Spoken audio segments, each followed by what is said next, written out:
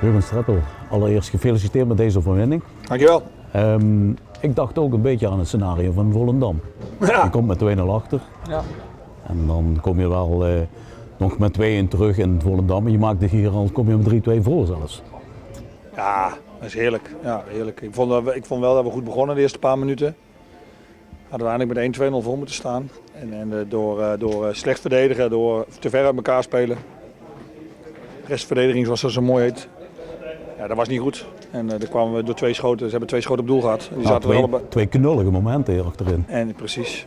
En dat je daarna rustig blijft en uiteindelijk die wedstrijd wint is compliment. Ja, inderdaad. Na dat doelpunt van Vloekje kregen jullie echt het overwicht. Ja, maar dat hadden we daar, volgens mij hebben we de hele wedstrijd het overwicht genomen. Ja, nou, in het begin, even in het begin, na die 2-0 viel het, ja, je schrok er toch even van, neem ik aan.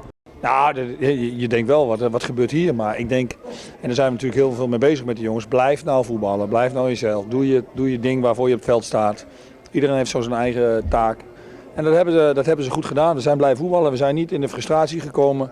Dus dat is wel een groot compliment.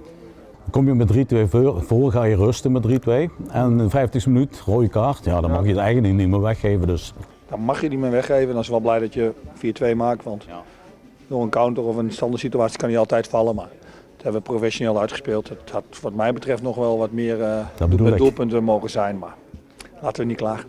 Nou ja, goed. Je doet in ieder geval weer volop mee in de 4e periode. Ja, maar ons doel is de play-offs halen. Ja. En als dat kan via een periode zou dat fijn zijn. Maar volgens mij zijn we pas op de helft. Nu Ja, dus. ja, 5. We hebben nog heel lang en we gaan lekker weer aanstaande vrijdag naar NAC kijken. En dan gaan we proberen weer hetzelfde voetbal te spelen. En laten we gewoon blijven ontwikkelen en de play-offs proberen te halen.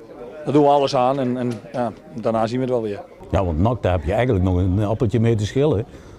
Althans, daar had je moeten winnen. Ja, daar hebben we heel erg goed gespeeld. Ja, oké, zeker. En in de laatste minuut speelde ook tegen 10 man. Dus je ziet wel dat we stappen maken. En dat moeten we aanstaande vrijdag weer blijven doen.